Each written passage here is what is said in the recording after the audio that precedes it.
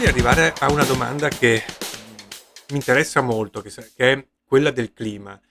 Walter, ci puoi fare un racconto, diciamo, della storia della marmolada? Cioè, eh, anni fa, che temperature c'erano? Erano più alte, più basse? Possiamo avere un'idea di massimo, ovviamente, perché è difficile poi essere altamente esperti proprio di quella montagna, però un'idea di massimo, nel senso ci si chiede, ma è sempre stato così caldo, si sta sciogliendo, cosa sta succedendo? E poi parleremo anche del clima e quindi gli aspetti delle sfumature climatici sulla montagna stessa. Quindi un'idea anche storica di quello che è stata la montagna in questi anni.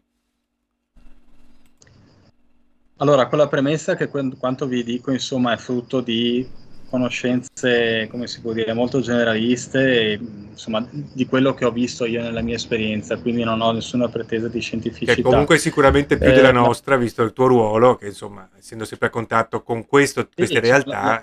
invece la marmolada la conosco bene anche per averci passato appunto tante giornate di soccorso in cima. E, sapete, la Marmolada è la montagna più alta delle Dolomiti, è alta 3.342 metri nella parte più sommitale, che si chiama Punta Rocca. C'è poi un'antecima che si chiama Punta Penia, la cima più alta, un'antecima che si chiama Punta Rocca, e ha la peculiarità di avere una gran parte esposta verso nord.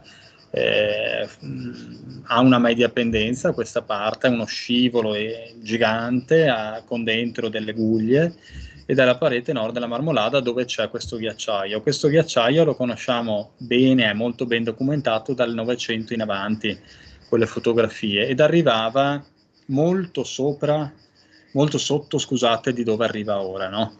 Soprattutto negli anni freddi del Novecento, all'inizio, nel 1917 è stato uno degli anni più freddi, ce lo ricordiamo per la guerra, il ghiacciaio era davvero molto molto esteso. Poi negli anni pian pianino è iniziato a ritirarsi questo ghiacciaio. Negli ultimi anni questo processo si è molto accelerato e il ghiacciaio pian pianino sta andando verso su. I climatologi, i glaciologi, gli esperti ci dicono che probabilmente attorno al 2050, quindi fra 25 anni, poco più, probabilmente il ghiacciaio non esisterà più.